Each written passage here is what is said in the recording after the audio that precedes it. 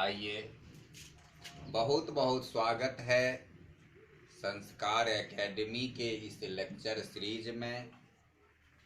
आज हम वर्ग 12वीं के फिजिक्स के अंतर्गत चल रहे इलेक्ट्रोस्टैटिक्स में सॉलिड एंगल अर्थात ठोस कोण पर विचार करने जा रहे हैं। हम सबसे पहले ये समझेंगे कि ये सॉलिड एंगल क्या है, ठोस कोण हम किसे कहते हैं, फिर हम ठोस कोण के संबंध में और सारी बातें पढ़ेंगे, देखेंगे। तो सबसे पहले जैसा कि हम जानते हैं कि यदि इस तरीके से कोई दो लाइन है और इस लाइन के बीच यदि यह एंगल थीटा बनता है तो इस एंगल थीटा को हम कहते हैं प्लेन एंगल, यानी समतल कोण। इस कोण का नाम है समतल कोण और यह 2 डायमेंशनल कोण है। यह 2 डायमेंशनल एंगल है। तो हम अभी तक जितने भी कोणों को देखते आ रहे हैं उसमें हम प्लेन एंगल की ही बात करते हैं और प्लेन एंगल 2 डायमेंशनल होता है। अब यदि इसमें हम एक ऐसे छत्र की बात करें, यह एक ऐसा छत्र है जो कि इस तरीके से एक जो स्फेरिकल है, एक गोला है और इसका ये पॉइंट सेंटर है, सपोज O। तो जैसा कि हम जानते हैं कि किसी गोला के जो सेंटर हैं उस पर कुल इस तरह से 2 पाई रेडियन का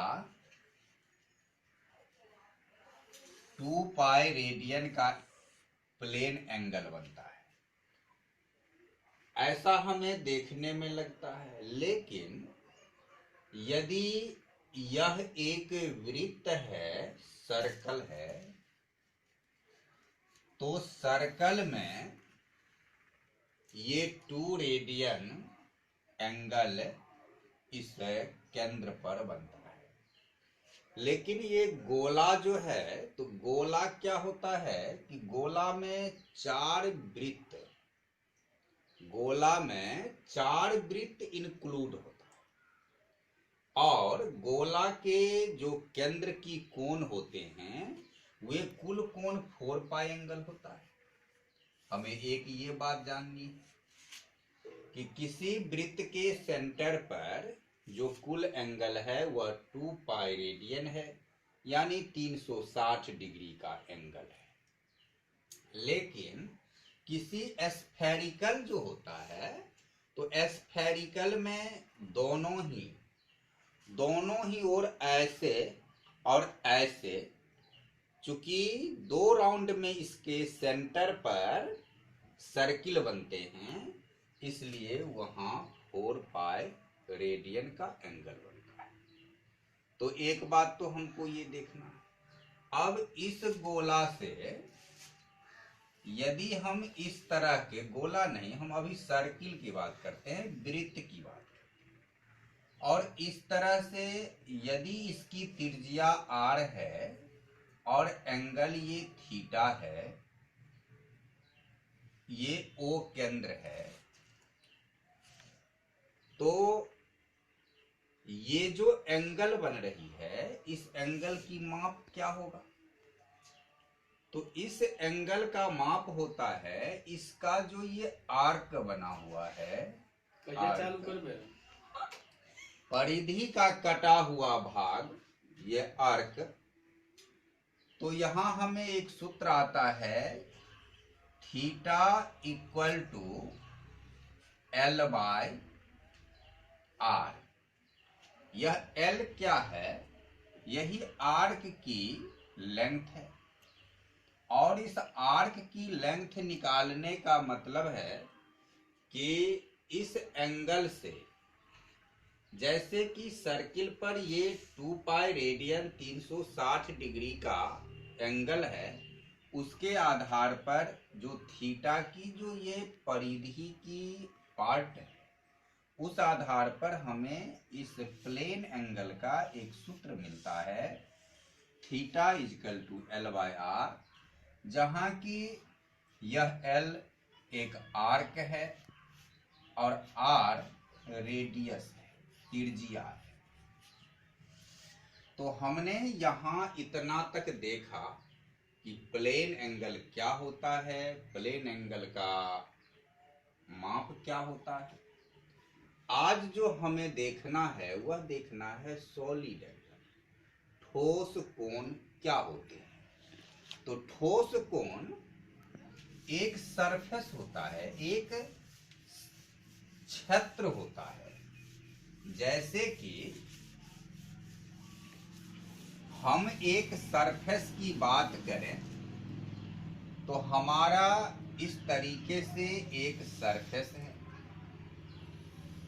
और इस सरफेस, यह एक सरफेस है, और इस सरफेस के प्रत्येक बिंदु को हम यहाँ कोई एक पॉइंट लेते हैं, मान लें कि O, और इस पॉइंट से यदि हम इस सरफेस के सभी बाउंड्री पॉइंट को, यानी सीमा बिंदुओं को यदि हम ज्वाइन करते हैं, मिलाते हैं, तो इस तरीके से हमें जो एक आकृति बनती है, वह आकृति एक कोण का है, एक शंकु का है।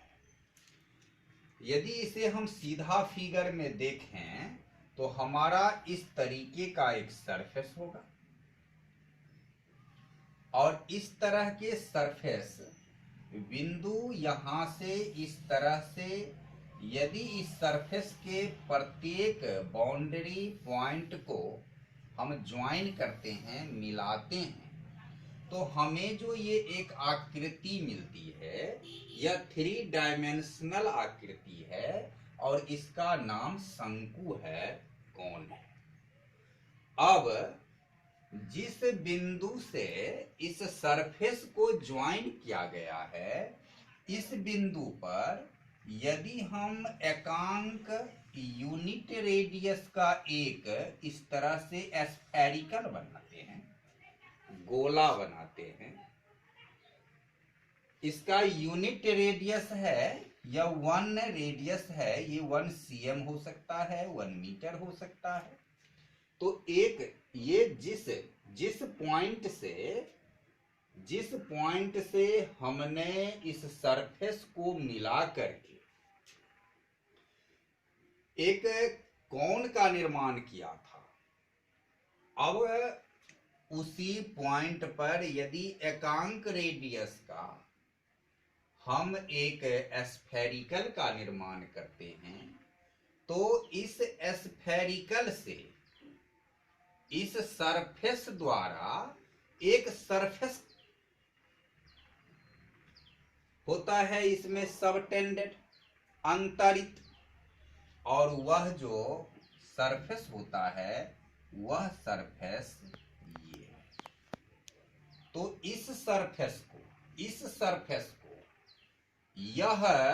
यह जो हमारा कोण है, यह शंकु इस सरफेस को इस स्फेरिकल से अंतरित किया है, सबटेंडेड किया है, और यही सबटेंडेड किया हुआ सरफेस जो है, इसको हम कहते हैं सॉलिड एंगल। तो सॉलिड एंगल 2 डायमेंशनल में जो प्लेन एंगल होता है, उससे ठीक विपरीत ये ठोस कोण जो है, सॉलिड एंगल जो है, वह एक सरफेस होता है, वह एक सरफेस होता है। और यह हमारा एक सरफेस है। इस सरफेस को, यह सरफेस कहां से आया, तो यह सरफेस इस स्फेरिकल से सबटेंडेड किया गया है। किसके द्वारा, तो इस शंकु के द्वारा। यह शंकु कहां से आया, तो एक पॉइंट से किसी सरफेस के सभी बाउंड्री पॉइंट को, बाउंड्री पॉइंट का अर्थ हुआ सीमा बिंदु। अब जैसे यदि हमारा सरफेस इस तरीके से है तो इसका बाउंड्री पॉइंट यहाँ यहाँ यहाँ यहाँ चारों ओर है। चूंकि यह इस तरह बनाया है इसलिए ये 2 पॉइंट पिछली सिरा से आया है और इसके चलते हमें दिखाई नहीं दे रहा है। तो इस तरीका से ये सरफेस जो बन रहा है, यहां भी स्फेरिकल पर एक सरफेस बन रहा है। इसी सरफेस को हम कहते हैं सॉलिड एंगल, और इस सरफेस को सॉलिड एंगल कहते हैं और इसे हम डी ओमेगा द्वारा सूचित करते हैं। तो डी ओमेगा सॉलिड एंगल का संकेतक है। तो इस तरीका से हमने जाना परिभाषा कि सॉलिड एंगल कैसे बनता है, सॉलिड एंगल क्या है। और आइए हम इसे परिभाषा में पढ़ लेते हैं। ठोस कोण, सॉलिड एंगल ठोस कोण त्रिविमीय कोण है। हमने जो प्लेन एंगल देख रहा था वह 2 डायमेंशनल द्विविमीय कोण है, लेकिन सॉलिड एंगल त्रिविमीय कोण है। त्रिविमीय का मतलब है कि इसमें x, y, z 3 अक्ष पर हम विचार कर रहे हैं। तो ठोस कोण त्रिविमीय कोण है। यह कैसे बनता है, जो किसी बिंदु से सरफेस के सभी सीमा बिंदुओं को मिलाने से बने शंकु। अब देखो, सरफेस के सीमा बिंदु जो किसी बिंदु से, वह बिंदु O है, तो बिंदु O से एक सरफेस, मान लेते हैं कि यह सरफेस DA है। तो इस सरफेस DA किसी बिंदु से सरफेस के सभी बिंदुओं को, यह बिंदु O से सरफेस के सभी बाउंड्री बिंदु, सभी सीमा बिंदुओं को मिलाने से बने शंकु। अब जब सभी सीमा बिंदु को मिला दिए तो ये कौन बन गया, एक शंकु बन गया। तो बने शंकु द्वारा उस बिंदु को केंद्र मानकर, अब जिस बिंदु से हमने सीमा बिंदु को मिलाया, इस बिंदु को केंद्र मानकर एकांक त्रिज्या से बने गोला। अब इसमें एकांक त्रिज्या का हमने एक गोला बनाया, स्फेरिकल बनाया। बने गोला का अंतरित क्षेत्र होता है और इस गोला से इस क्षेत्र को ये कोण अंतरित किया है। तो यही क्षेत्र जो है सरफेस, वह डी ओमेगा है, ठोस कोण है। इसी को हमने अंग्रेजी की परिभाषा लिखा, ए 3 dimensional angle, A 3 dimensional angle which is subtended surface of a spherical of unit radius at a center point by a cone that is made by joining the boundary point of a surface with that point। तो इस तरीका से हमने ठोस कोण का परिभाषा प्राप्त किया और पहचान किया कि ठोस कोण किसे कहते हैं। अब हम ठोस कोण के बारे में समझें तो इसमें सबसे पहली बात जो आई, वह पहली बात है एक सरफेस। अब मान लो कि हमने उस सरफेस को इस तरह बनाया,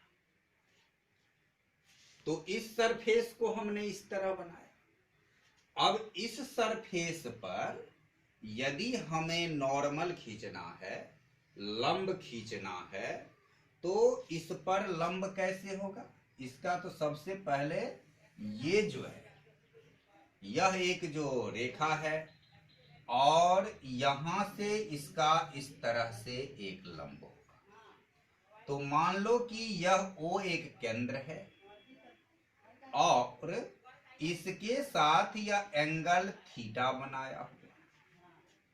तो इस तरह के सरफेस में जो ये, अब हम एक इस तरह के सरफेस की बात करें तो इस तरह की जो सरफेस है उसमें यहां से ये रेखा जो जा रही है यह डायरेक्शन है, दिशा है, तो ये हमारे नॉर्मल होंगे। तो इसका मतलब है कि यदि हम इस तरह के एक सरफेस की बात करते हैं और इस सरफेस के बारे में यदि हम ये सरफेस कितना होगा, इस सरफेस का कंपोनेंट हमें लेना होगा और वह कंपोनेंट जो हमारा होगा वह इस नॉर्मल की दिशा में होगा, अभिलंब की दिशा में होगा।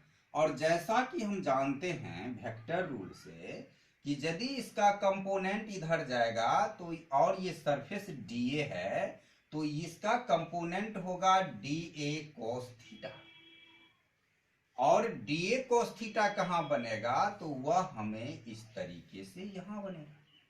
तो यदि इस सरफेस को हम इस रूप में लेते हैं तो यह सरफेस जो हमारा हो जाएगा वह होगा डीए कोस थीटा। तो अब इस डीए कोस थीटा के द्वारा ये जो इस तरह से हमारा सरफेस बना, इस सरफेस से यह सरफेस होगा डीए कोस थीटा। यदि इस तरह का सरफेस है वह डीए है तो इसका जो कंपोनेंट होगा वह डीए कोस थीटा। और यदि यह इस तरह से घूमेगा तो इधर जो हमारा कंपोनेंट आएगा इसके लंब इधर, ये हमारा होगा डीए साइन थीटा। तो हमें डीए साइन थीटा से नहीं मतलब है क्योंकि हमें कंपोनेंट इस डायरेक्शन में लेना है और इस डायरेक्शन में इसका कंपोनेंट आता है डीए कोस थीटा।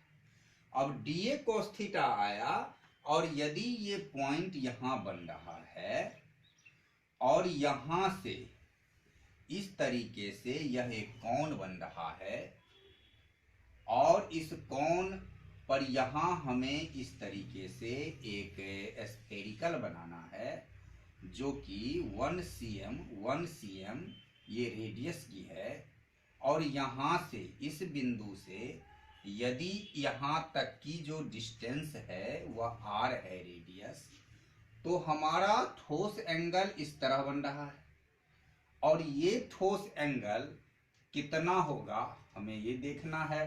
तो ये हमारा है डी ओमेगा।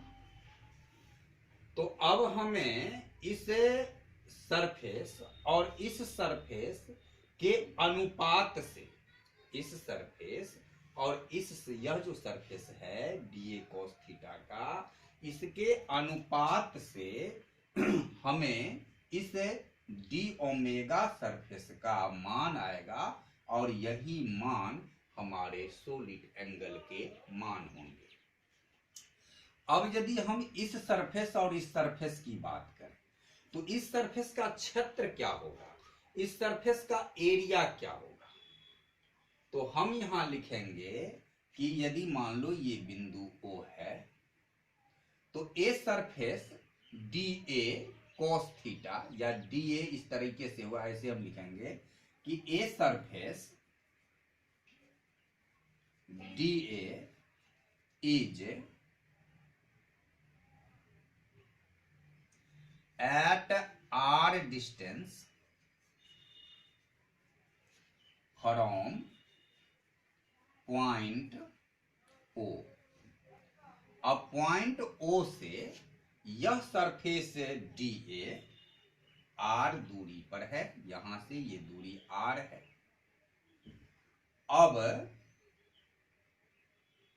एक ये DA जो है वह इस बिंदु से r दूरी पर है। अब यहां है कि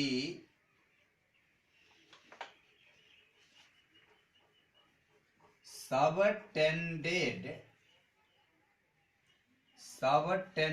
सरफेस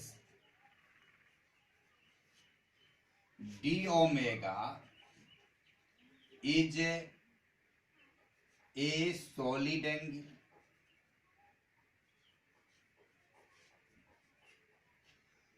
अब हम इसकी तुलना करके निकालते हैं कि इसके क्षेत्र का मान क्या होगा। तो इधर हम इसको मिटा दें, साफ करें। तो इसके लिए हमें सबसे पहले हम ये देखते हैं कि हमारे जो ये सरफेस है, इस सरफेस का क्षेत्र क्या होगा या क्षेत्रफल क्या होगा। तो हमारा जो ये सरफेस है, अब इस सरफेस को यदि हम खोल दें तो चूंकि यह एक इस तरह से वृत्त है और ये वृत्त है, तो इसकी लंबाई क्या होगी?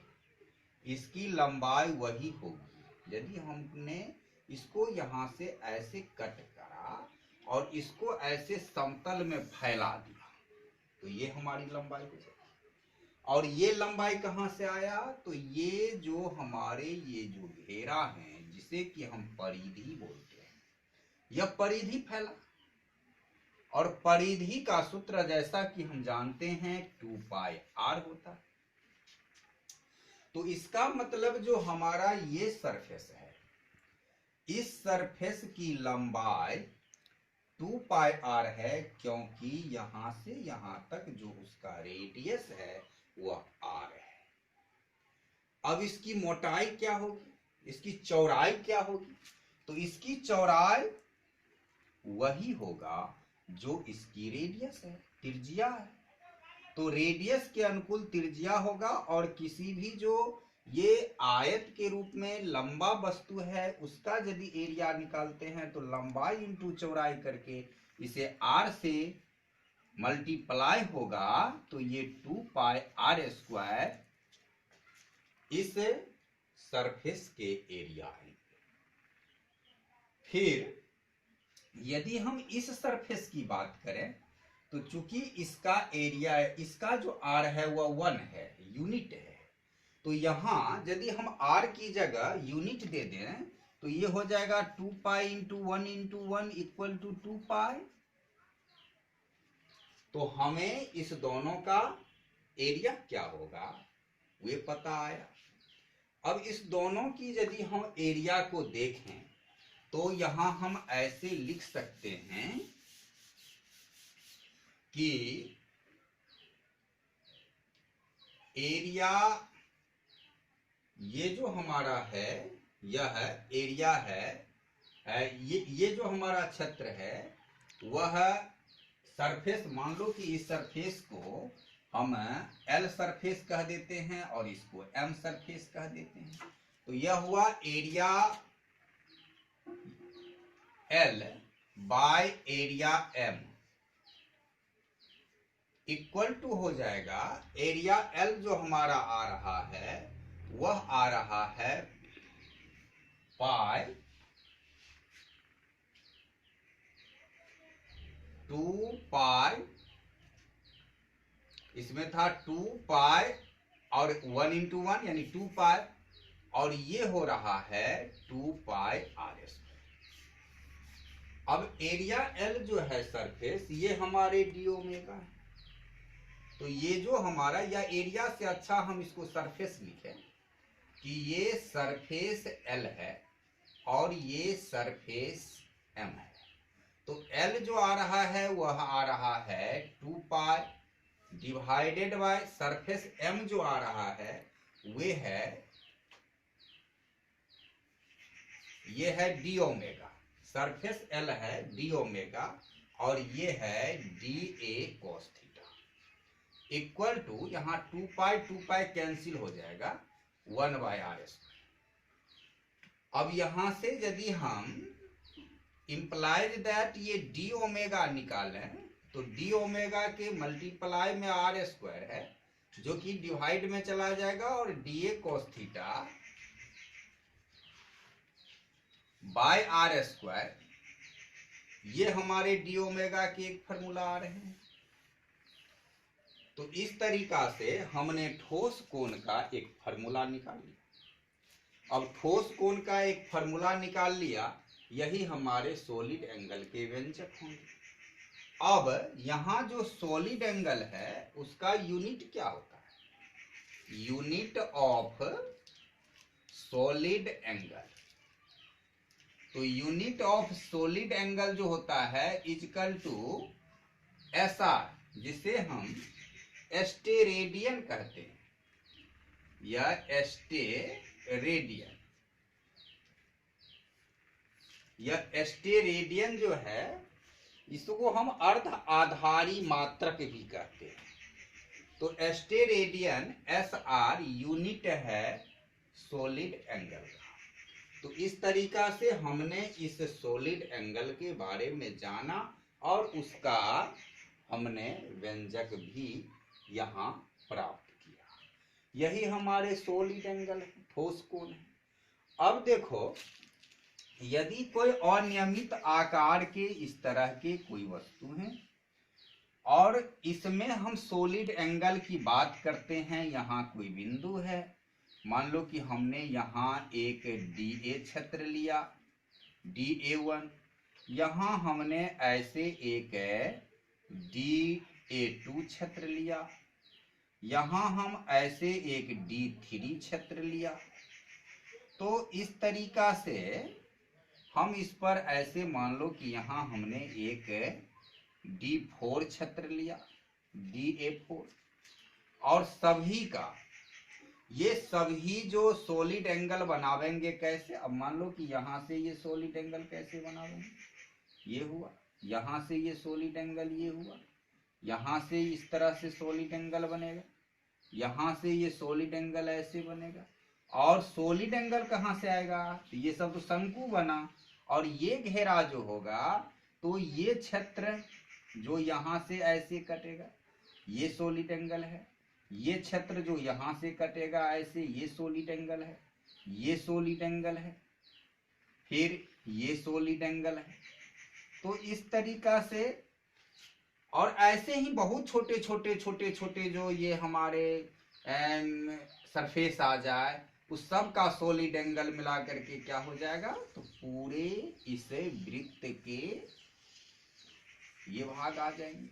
और ये भाग कुल कितने एंगल का होता है, तो चूंकि ये स्फेरिकल है तो यहाँ 4 पाई होगा।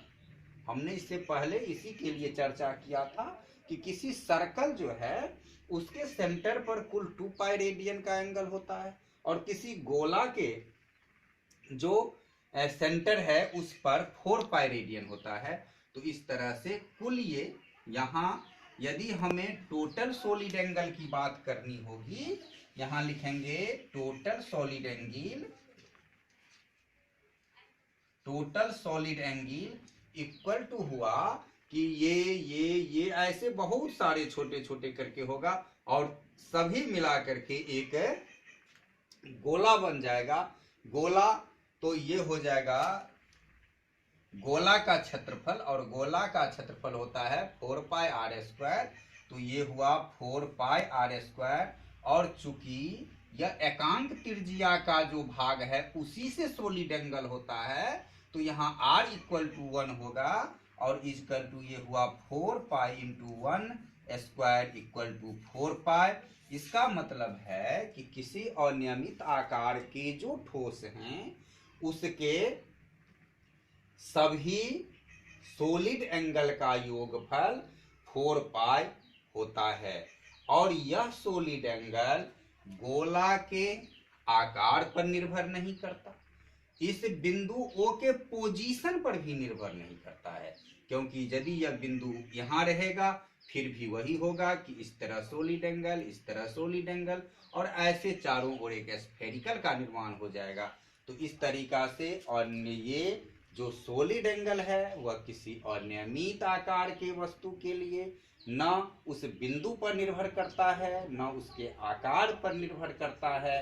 तो आज हमने देखा कि सॉलिड एंगल क्या होता है, ठोस कोण क्या होता है, इस कोण की क्या जरूरत है। इस कोण के आधार पर हम बहुत सारे थ्योरी प्रमेय को पढ़ते हैं, जैसे कि गॉस का प्रमेय, हम इससे आगे उसके बारे में चर्चा करेंगे, और बहुत सारे जगह पर हम इसका प्रयोग करते हैं। तो आज के लिए बस इतना ही। यदि यह वीडियो समझ में आई हो, अच्छा लगा हो, तो कमेंट जरूर करना। चैनल पर पहली बार आए हो तो सब्सक्राइब जरूर कर देना, ताकि नए नए अपलोड हो रहे वीडियो आप तक आसानी से पहुंचता रहे। और अपने दोस्तों के बीच ज़्यादा से ज़्यादा शेयर करना। तब तक के लिए बहुत बहुत धन्यवाद इस वीडियो को देखने के लिए।